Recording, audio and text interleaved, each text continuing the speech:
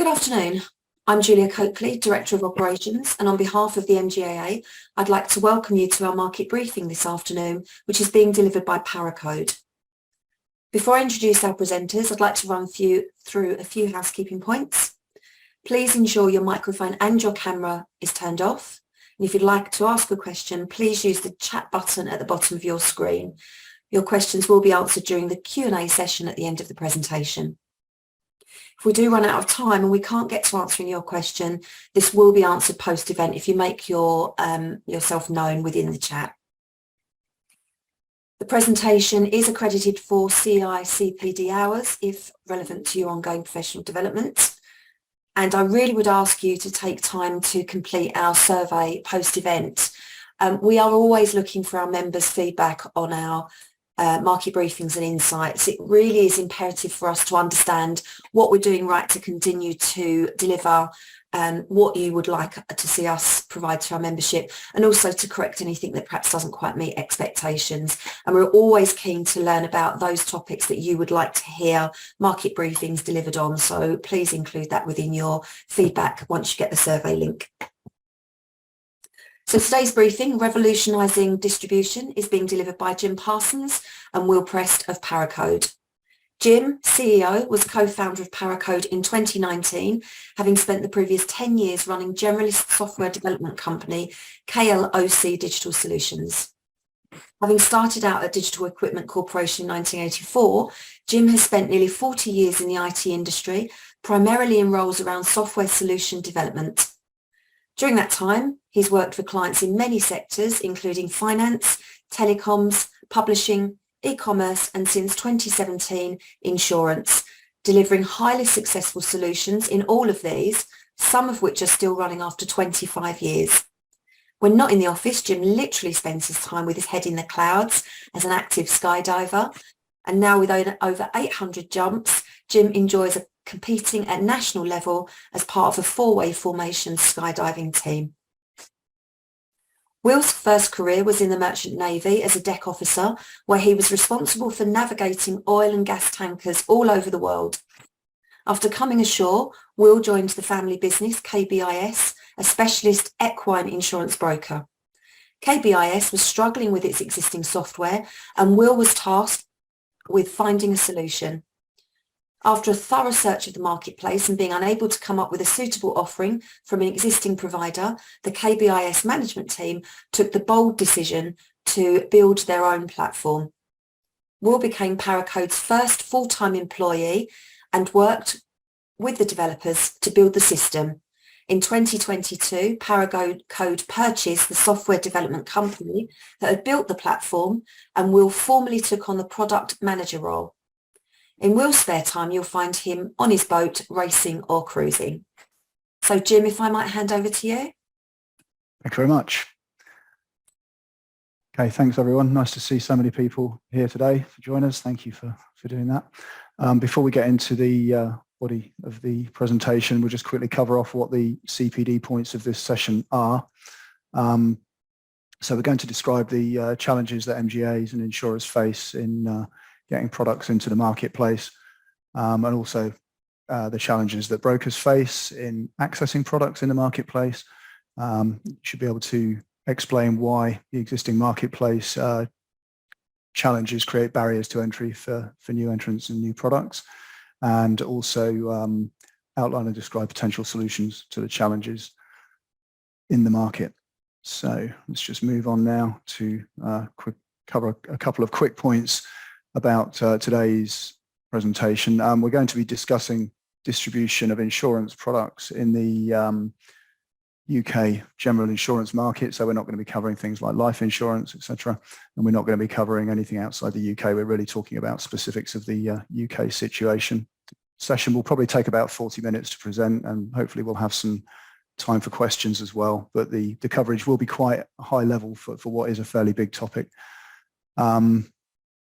I need to point out that Paracode is a provider of policy administration platforms, and therefore our view of this is naturally somewhat technologically oriented.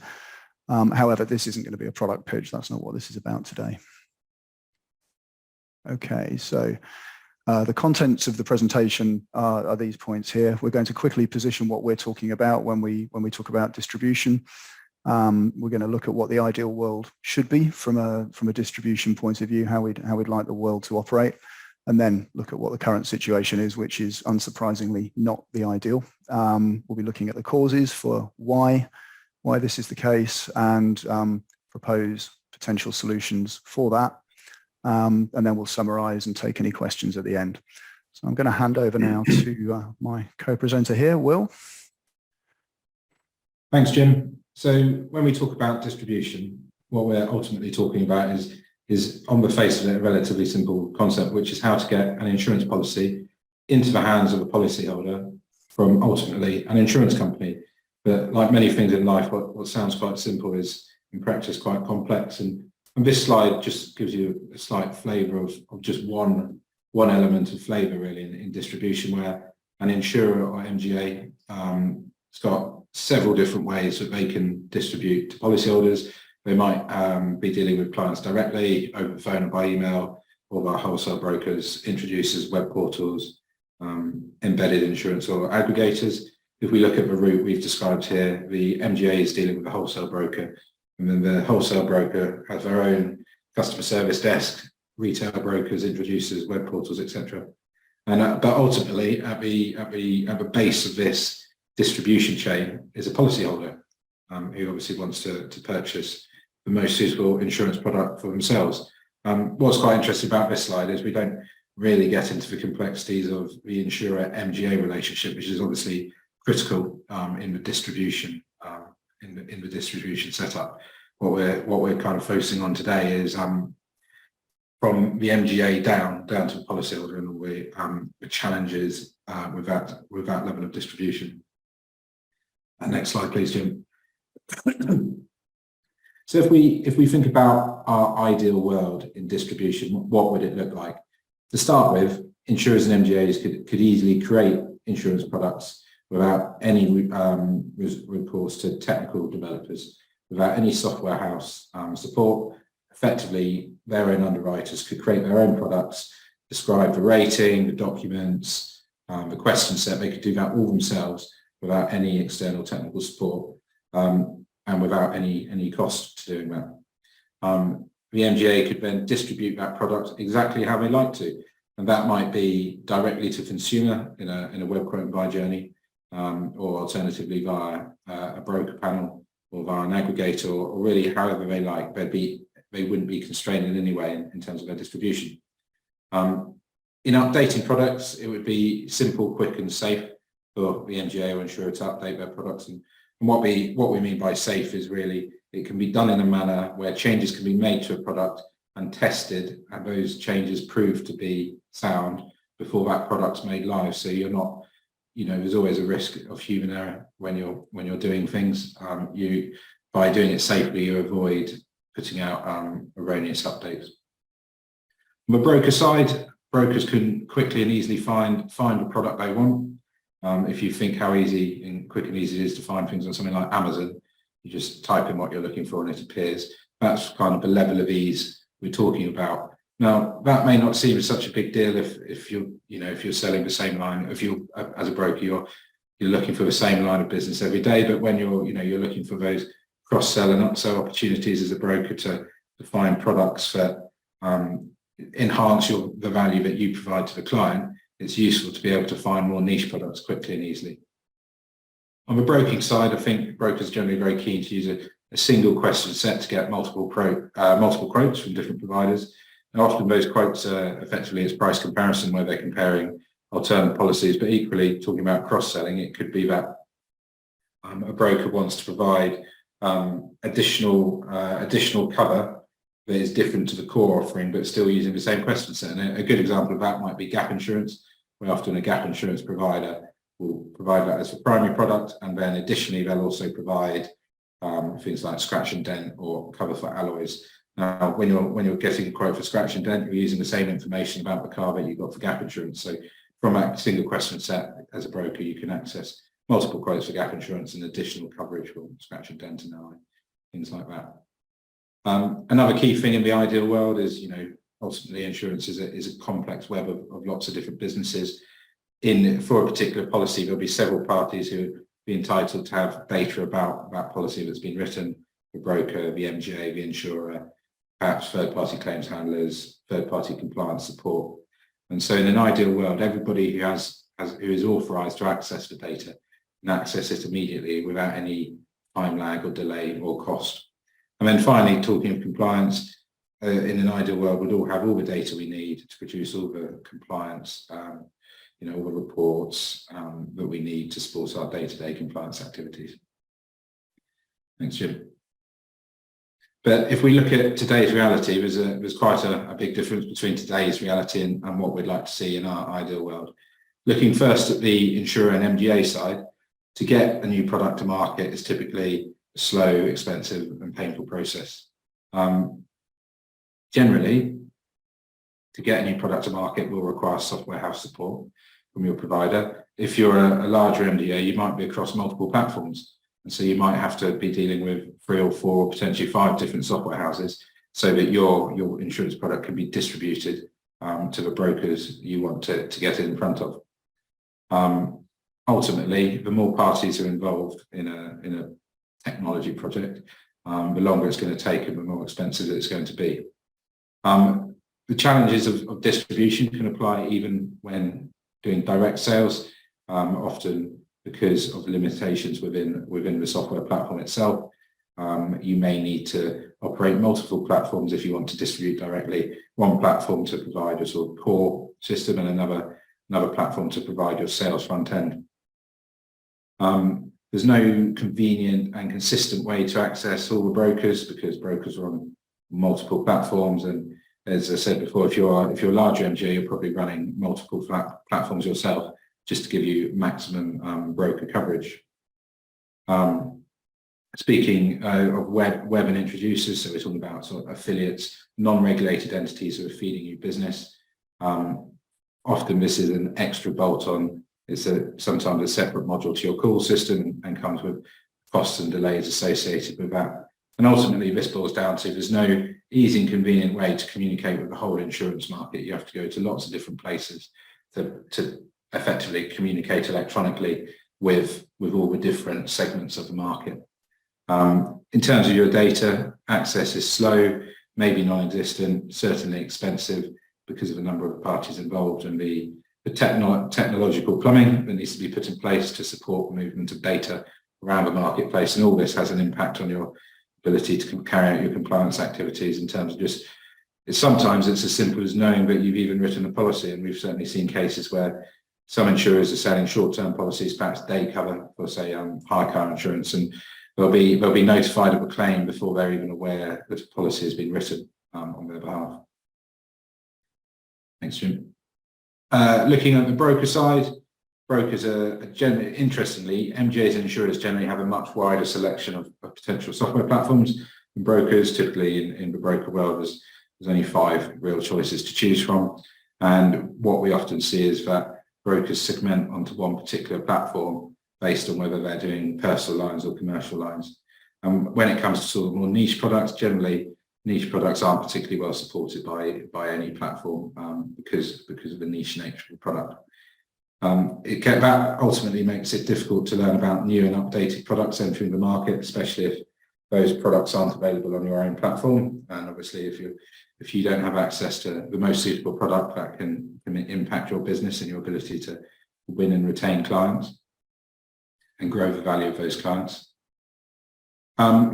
Ultimately, this is because there's no single place for brokers to go. There's no single platform that connects them into the entire insurance ecosystem in a consistent manner. As I was saying earlier, generally brokers get siloed onto one platform or another and are only limited to accessing the panel of insurers or MGAs which are on that platform. Additionally, when it comes to e-trade, generally only standard products can be e-traded. So when we say standard, we're just talking about household, motor, and straight commercial insurance. If products are of a more niche nature, it's very difficult to e-trade those type of products in a manner that you might be used to if you're doing, say, car insurance. In the niche insurance world, generally what this has meant is brokers end up with many broker portals from their panel of insurers or MGAs. And while MGAs or insurers often love broker portals because it allows the broker to do more of the work in collecting the risk data, from a broker perspective, we were certainly last week I was down with a small broker in Shoreham, and they've got 13 different broker portals that they have to use, and they're a small business. So it can be quite challenging for all these brokers being in the niche space using lots of different broker portals. Ultimately, when it comes to data, the brokers are in a similar position to MGAs and insurers, and that data is fragmented across many different systems, and it makes it expensive and time consuming to access all that data that they need to support just general day-to-day business and then compliance activities as well. Thanks, Jim. You're muted, Jim. Yeah, sorry about that. Yeah, thanks, Will. I think that's hopefully a fair summary of how we'd like the world to be and how the world actually is today. And wherever we go, we see lots of frustrated MGAs and brokers who are struggling with those kind of problems. So why are these things so bad? Fundamentally, we've picked out 4 key points that we feel contribute directly to this problem. And the first one, certainly in my mind, is the biggest of these, and it's the problem of fixed product definitions. And when we say fixed, really talking about the fact that these are fixed inside the core platforms that are being used both by MGAs and brokers. And I'll come back to that point with a more detailed explanation in a moment. Similarly, a lot of the platforms that are being used today don't provide a joined up access to the different distribution channels that are in use. A lot of these platforms were created before these channels were really commonly available. And so most people don't have a single control panel where they can manage all of their different distribution channels like the web, affiliates, brokers and so on. They're often out on different platforms, so it's difficult to manage those centrally.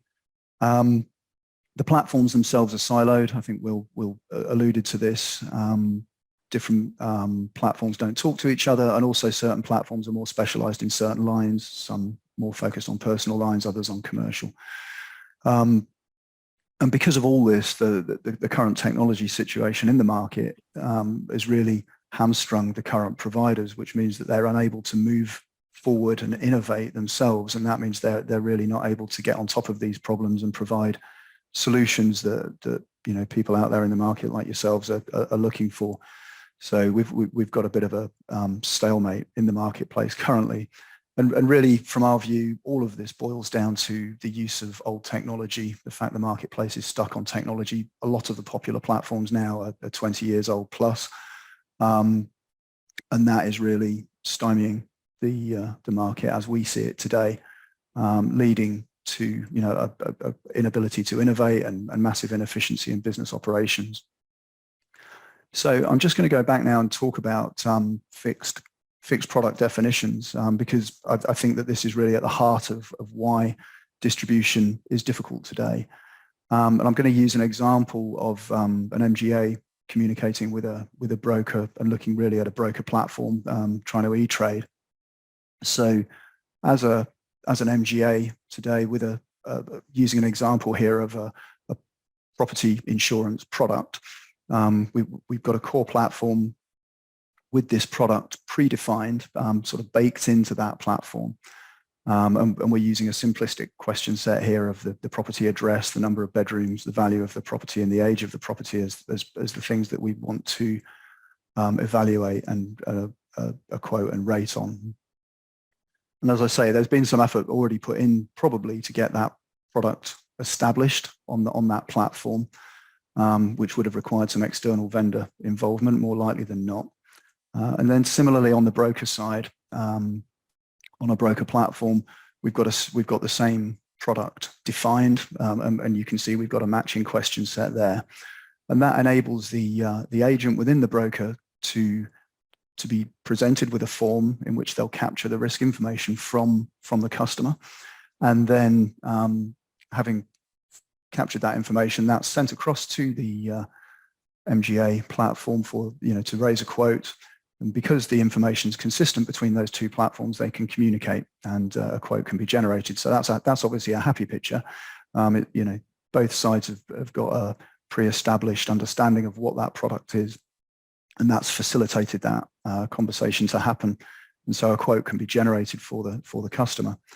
However, if we look at the situation where we want to change the question set on the MGA end, we want to add, in this case, another simplistic example, but we've added the construction of the property. That act of adding the question would have probably required some software house involvement, perhaps, and taken some work to coordinate that. But out there in the wild, the broker platform is still looking at the same question set. So when the agent fills in the information that they've been asked for, we get a mismatch, and it's not possible then to raise a quote because the information sets don't match, the question sets don't match. And that's just a very, very simplistic example of how a fixed product definition impacts on distribution. And resolving that problem requires all of the different distribution channels to be synchronized and coordinated in terms of what questions are being asked. And that involves many suppliers. And it's, in my view, the primary reason why it's difficult to get new products to market, and it's difficult to update existing products. And we're all familiar with the cost and the time delays that are involved with that. Just illustrating on this slide all of the different channels that are affected by that kind of situation. So web API introducers and so on, they all need to have the correct information about the product in order to be able to transact that product fundamentally. And the information that's fixed, when we're talking about fixed product definitions, we've got the question set itself, which is what we looked at in the last example, but also the types of cover and the rating mechanics. They're all pretty much baked into the existing platforms. And in turn, they cause other aspects to be fixed as well. So things like data capture forms, data enrichments, the reports that are being produced, inter-system connections and portals and so on. All of these things have got baked-in dependencies on that product information in the modern world, and they are, they are delayed at any time that we need to make changes to products. All of these aspects have to be brought up to date, and that causes cost and delays. And this is the most significant factor in the frustrations that we believe are out there. But the good news is that there is a solution, and it's very much enabled by technology. And I think if you look at the platforms that are in use today, as I've already said, they're generally very old, and we've had a huge advancement in technological capabilities since most of these platforms came into existence. And we can do hugely more with modern technology than was possible when the existing sort of platforms came into being. And these can fundamentally change the approaches that we're taking to distribution. So new technology is, and advances there are an enabler for a solution here. Similarly, modern distribution channels are baked into modern platforms. So things like web API, introducer portals, and those kind of things are considered from the outset in modern platforms, which means it's possible to create a centralized management dashboard where you can manage your products and coordinate changes across all of your distribution channels simultaneously. And all of those channels are primary considerations within a modern platform, making it much easier to cope with change on those. And finally, and again, importantly, we can get away from fixed product definitions now, and we can start to look at dynamic product definitions, and that can fundamentally change the problem that we defined earlier. And I'll give you another example now of how this works in a modern distribution scenario on a modern platform. So starting with an MGA platform, straight away, a modern platform comes without any baked-in products. And instead of it being baked in user, the MGA staff member, is able to define our product within the platform, and they can do that themselves, without any delays and without any cost. They can define all the aspects of that product on the platform for themselves as needed, not necessarily following anyone else's standards if required. That can be defined in exactly the way you want it to be defined. Similarly, a modern broker platform has no prior knowledge of the products that it is able to offer to its users. Therefore, when the agent is speaking to a customer about a request for some property insurance, in this example, the two platforms can talk to each other, and the MGA platform can tell the broker platform what information is in its question set. And this is happening on the fly during the conversation between the broker and their customer. So now the broker can capture the right information about that product from the customer, and they can pass that information back to the MGA platform to get a quote. And this is obviously similar to the original example, but everything is happening dynamically. And so if we follow the example through, where we have the situation where we want to update our property product, the user is able to enter the updated definition of that product by adding a construction property as per the previous example. They can change that product for themselves so that the question set now includes the construction of the property, and that can also be built in then into the rating mechanisms, the forms, the reports, and everything else, because that's a capability of the platform to change that dynamically in accordance with whatever the user needs. Similarly, now the broker side of that responds to a request by the agent to get a quote for the property insurance. That conversation takes place between the two platforms, and now the current definition of that product is passed across so that the broker's agent can capture the correct information from the customer, pass that back, and get a quote.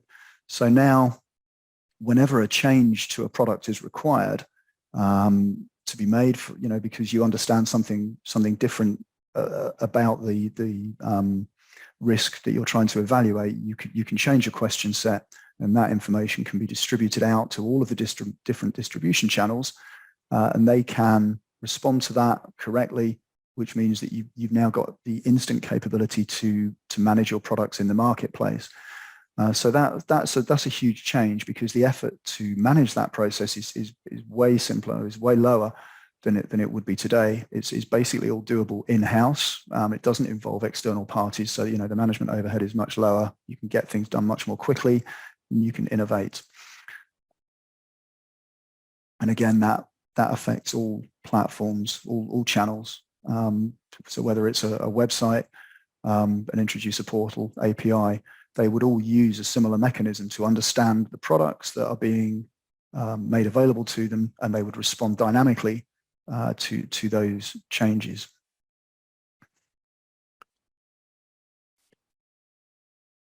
So is this where I hand over to you, Will? Sorry, I lost my thread there. Yeah, sorry, Jeremy, I was just muted. No, thank you. So just to sort of summarise what Jim said, as we move towards on-demand product definition or dynamic product definition, this will allow end users, underwriters to define the products exactly how they want to, and that extends to the question set, the rates, how you capture the data, how you might enrich it, the documentation, all the reports. And the great thing about sort of dynamic product distribution is you can do this all yourself without technical skills, and I don't have a technical background. I think of myself as someone who could do this. You do this when you want to or when you need to. There's no external parties involved, and it just reduces the time and the cost it takes to really adapt your product set to changing market realities. And I suppose all this sort of comes together in an open marketplace where your electronic marketplace, if you like, is a better representation of the real physical marketplace for insurer, where you can trade with the insurers or the brokers that you want to without being constrained by your technology, and ultimately when we talk about strategic agility, we can stop talking about technology and start talking about leveraging, the real business relationships you have, rather than strategic agility being all around sort of what technology you are using. So looking at that open marketplace, the dynamic product definition allows you to get the right product to the right market in at the right time. Any party involved in that particular policy transaction can get involved, whether that's a broker, an introducer, or an affiliate. Brokers can access the entire range of products that they need to without being siloed onto their particular platform and led down the route of either particular providers or particular lines of business. I think probably the key benefit is that all products, niche products as well as standard products, can be e-traded, allowing essentially clients to get a better choice in what policy they're going with, especially for niche products. And ultimately, brokers are going to be able to leverage a lot more functionality for themselves in building their own forms and their own question sets that can then map back to multiple insurers' products, so that they can offer, effectively everybody could run a very sophisticated price comparison operation and cross-sell policies, which has generally been limited to only the larger and more sophisticated brokers. And ultimately, all of this can be achieved on platform quickly and cheaply using your own resource without recourse to the software vendor or external third parties, which obviously comes with a cost and a time delay. And then in terms of distribution, which is really the key thing, ultimately this kind of step change in technology will allow you to distribute your products in exactly the manner that you want to, and across the full range of potential distribution channels without being constrained into what you can do by your platform. And as some of you may be aware, once you start distributing via multiple channels, it can lead to a significant increase in workload, because you might be managing the same product across multiple platforms. With a more modern technology base, you won't need to have multiple versions of the product out in the wild on different distribution channels. You'll be able to have a single version of the product that's distributed across multiple channels, which will make people's lives a lot easier. And obviously, it's unrealistic to expect everybody's going to be on the same platform. That's unlikely to be the destination of where this technology is going. What's far more likely is that the platforms are going to communicate with each other to a much greater extent than they did before, using APIs. And there's lots of different use cases for APIs. They can be used for obviously interaggregators or embedded insurance. Alternatively, they can be used just to provide reporting capability or specific claims handling ability. So there's lots that APIs can be used for to connect the different systems together. And as I was saying earlier, you can ultimately manage one product across multiple channels. And another thing you can do with a more modern technology basis is adapt that single product across your distribution channels, create subtle differences in the product just to exploit differences in the distribution channels while still having a core single product that you need to update and maintain, rather than having multiple products spread all over the place. And because there's less external parties involved, it makes the whole process a lot simpler. And ultimately, if there's more data available at lower cost and it's easier to access, all this is going to support compliance activities, because you'll be able to basically pull together all your data in one place and have complete visibility from the top to the bottom of your business about how things are operating, and that will only be good for compliance activities. Over to you, Jim. Indeed, thank you. Just unmuting once again. Okay, so altogether, we kind of believe that this change that is going to come about will be a genuine revolution in distribution in the insurance industry. I think that we really wanted to call out that the existing technological landscape is really kind of broken at the moment, and it's in a is kind of tied up with itself, and that's really stifled innovation from a technology point of view as well as from an insurance point of view. But the kind of backlog of technology that's now going to come to market is really going to free that situation up, and it will be a revolution because it's such a big change from where we have been, and it's only really now that that's becoming possible. So, summarizing what the key points of that are, simple dynamic configuration means that we're going to have much lower investment required to get a product to market, which is going to reduce the risk of bringing products to market, and that's going to lead to more innovation, which hopefully everyone sees that's a good thing, and certainly creates opportunity for everybody in the marketplace. We'll be getting products to market more quickly. Even simple things like just doing binder updates and so on that have to be done frequently. There are greater efficiencies that will be available as a result of having more modern technology that facilitates that. As Will said earlier, e-trade across all products for all parties is going to be a huge change. The fact that we'll be able to do price comparison across all kinds of products, I think that's really going to be a big step change. Reaching as far as possible into the market, so that getting a product out there through a single channel, through a single platform, we'll be able to reach all parties on all channels without the kind of technological silos that we've got today. As I've said already, efficient management and lower operating costs are also going to be a key part of this, and I think it really can be a much better world once this kind of technology becomes common across the market. And that really asks the question of how will the revolution become reality? It seems like a long way off, I'm sure, for some of you, to think that we could be in this sort of nirvana of easy product definition and distribution, when we've got so many entrenched suppliers with so many entrenched connections between them.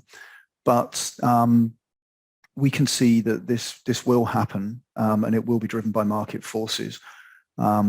Initially, the distribution of niche products is a fairly, I suppose you'd call it, low-hanging fruit opportunity, where those kind of products that are not well served by things like Polaris at the moment will come onto these kind of platforms, and made accessible quickly to brokers who will have access to platforms like these on a low cost or even free basis, and they'll be able to start to participate in these kind of e-trade transactions across these platforms. So niche will introduce MGAs and brokers to these platforms, and that will establish adoption, and then from there we'll start to see wide-scale broker use of these and start to replace all these myriad portals that Will was talking about earlier on. And once the adoption starts to roll across the brokers like that, that's going to make it much easier for larger MGAs to get more mainstream products out onto these platforms, potentially running initially as a secondary platforms to their current incumbent platforms, but very quickly start to see the benefits of the agility and the cost savings that generates, and that will then drive more mainstream adoption both across brokers and insurers. So I think it's a snowball that's going to start to roll with niche products primarily, but it's going to find its way into the market and go from there. So I think there's a fairly clear path to adoption for this kind of technology, and it seems like a long way off, but we think probably in a couple of years' time we'll see widespread adoption of this type of technology, and probably in 5 years' time, anyone not on this type of technology is going to be panicking, really. So in summary then, our current distribution scenario is pretty poor. It's very complex, difficult to set up and manage. We believe that fixed product definitions are really the main cause of the current logjam that we've got. The marketplace is tied up by old tech connections and technology. However, new technology is here, and it's going to change this. Self-service product definitions and multi-channel distribution are going to be the outcome of that. And a totally open marketplace is on its way, where you'll be able to freely trade products, publish and find products, and instantly start to e-trade those across all lines. And that really this adoption for this will be driven by competitive pressures in the marketplace and the benefits of a low risk entry point and big cost savings. So I think that is fair to say. Well, we've given this a pretty punchy title, this presentation. A revolution in distribution. But I think when you look at all of this, it's actually not overreaching to say that that's what is going to happen. Okay, so that really brings us to the end of our presentation.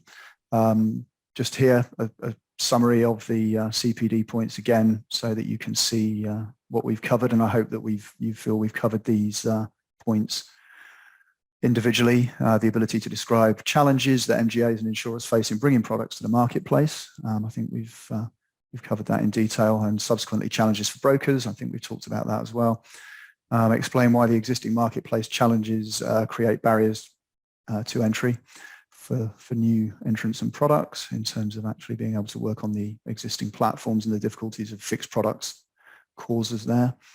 And then the potential solutions to those challenges fundamentally deriving from dynamic product distribution and all the benefits that enable in terms of speed to market and cost associated with that.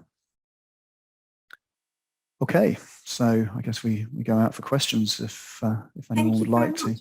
Thanks, Jim and Will. Really good, and it's quite high level, a lot of information covered there, but incredibly helpful and well explained. I have got some questions. So the first is, do the software platforms not need all insurers to sign up to a change in questions today? In the example, wouldn't all insurers need to agree what the construction question looks like? I'll pick that one up, Jim. So yeah, so today, effectively the current state of play is, if you want to e-trade a product, then there needs to be an agreed question set that's effectively agreed by all insurers. And so we have Polaris standards where they effectively control the question set for standard products, so household, commercial, motor, etc. So that's the current state of play today. What we see is that the need for standard products the need for a standard definition of a product will be something that falls away, because insurers will be able to define their own question sets. And then it's really up to the broker what question set they want to present to the client, because we speak to lots of different people, and it can be quite tedious for insurers where they have to include everybody's questions even though they don't think they're relevant, and there could be competitive advantage by providing a shorter question set, but they're sometimes constrained in their ability to do that because another insurer wants another particular question to be present. And so lots of insurers, MGAs have that feeling. Ultimately, the way we see it playing out is that in an e-traded environment where a broker's requesting multiple quotes for a particular risk, the broker will define their own question set and then map their question set to many insurers' different questions, and the broker will be able to include or leave out certain questions from certain insurers if they don't want to include them, with knowledge of the fact that certain insurers might not provide quotes based on all their questions being answered.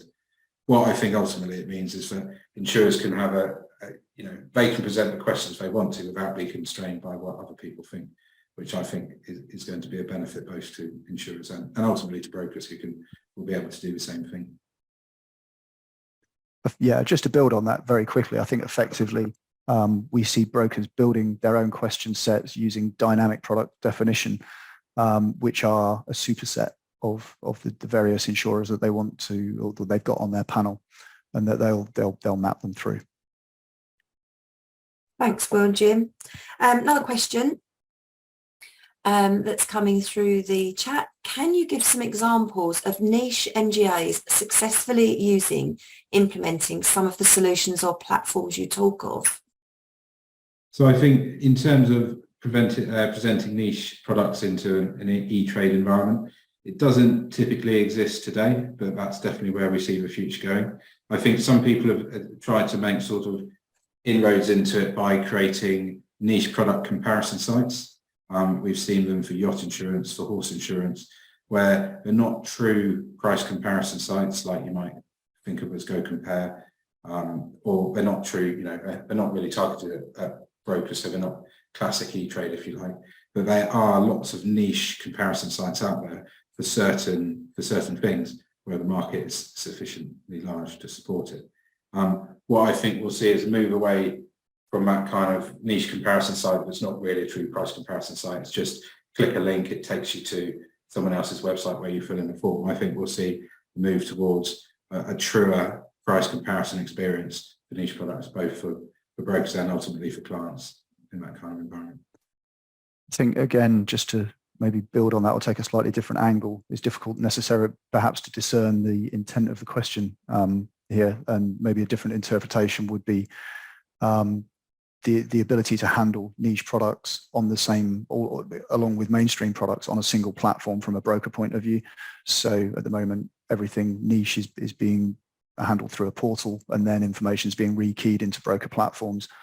In this world, we perceive all of those products would come straight through onto a broker platform in a single view of the world, so that there's a lot less effort expended on the broker side, and they're able to pull those platforms. You know, there may only be a single provider of a niche product, but that information can still be piped directly into a broker platform rather than being manually rekeyed.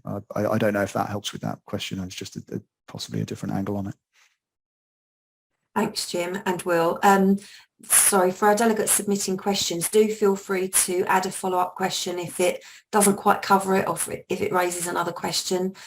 Still got plenty of time to cover these with you. So another question, who do you see creating this environment? Broker Nirvana is single portal, single question set, full integration into back office on single key basis. This was the aim of Polaris, which is owned by Insurers, and after many years is still struggling to achieve this approach. Who do we see doing it? Well, I mean, obviously Paracode are doing it. I mean, I'm not going to do anyone else's marketing for them, but yeah, this technology is available in the world today. You know, we've leveraged it this way around, and we believe that we can achieve that objective that was stated there in terms of how you know, that nirvana can be achieved. I'm sure there are other platforms doing this. So I think, you know, this is the step change in the world that we're seeing, and it's coming now. And just to add on to why maybe Polaris has struggled, is that Polaris don't provide the back end to, you know, they're not a back end policy administration system. They're purely a network connection. And so for many small brokers and MGAs, the overhead of doing an integration with Polaris can be off-putting for some, which is perhaps why it's not taken off as much as it had, because there's not enough functionality beyond. Well, it's good at network connection, but it's not providing a back end. It's not allowing you to run. You can't run your business on Polaris effectively. Thanks, Will. So another question is, how can insurance companies that build their own platforms participate in this revolution? Just going back to the title of your briefing.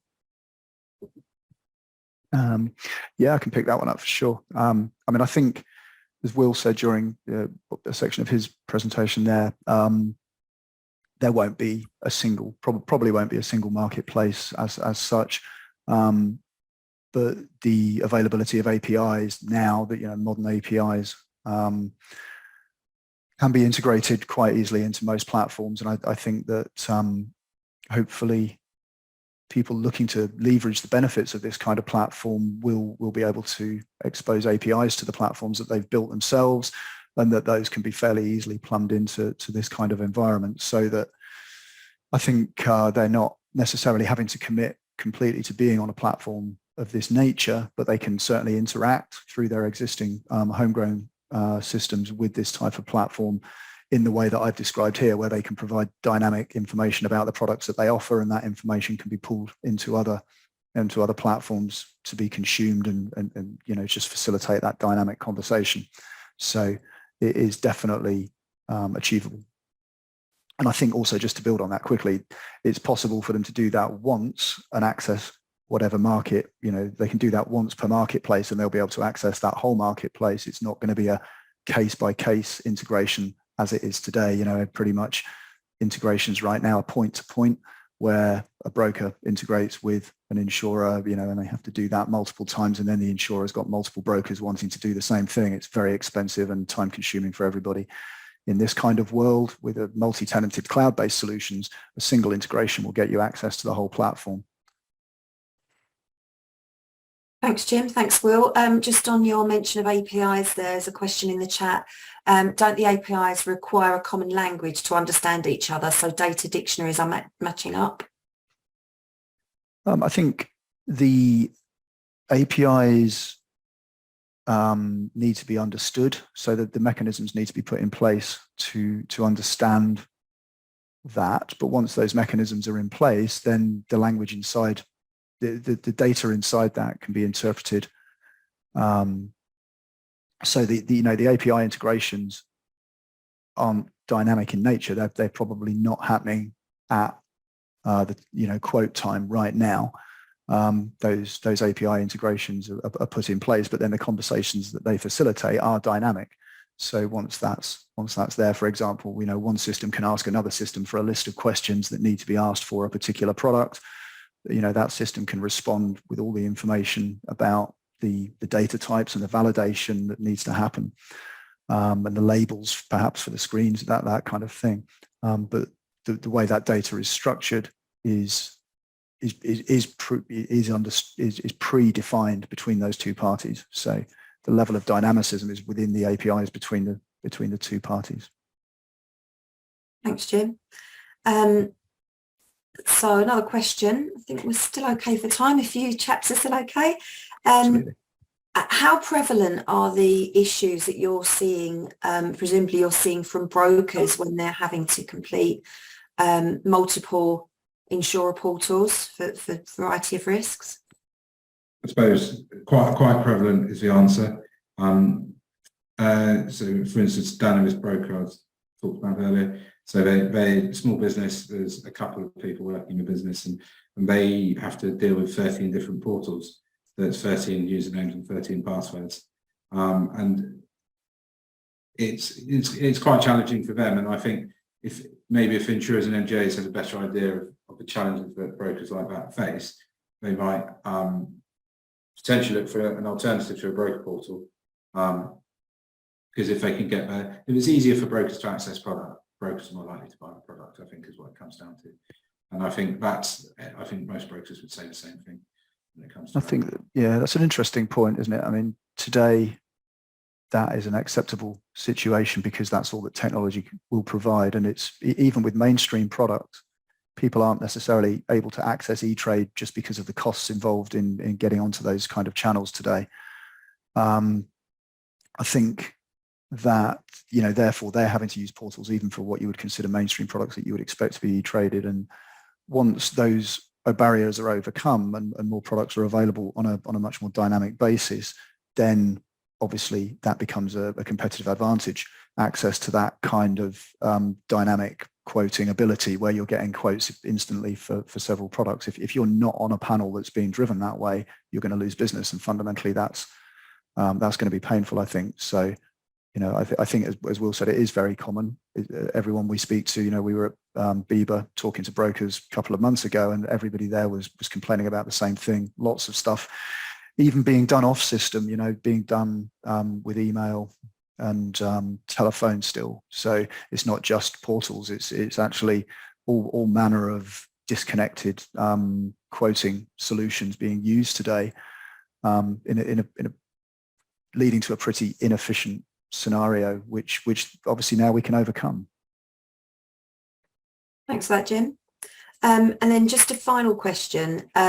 So I don't know whether perhaps this is a final sign-off response that we need from you, but with regards to the Paracode platform, how do you see the platform playing out? Again, going back to your title, with regards to the revolution in distribution.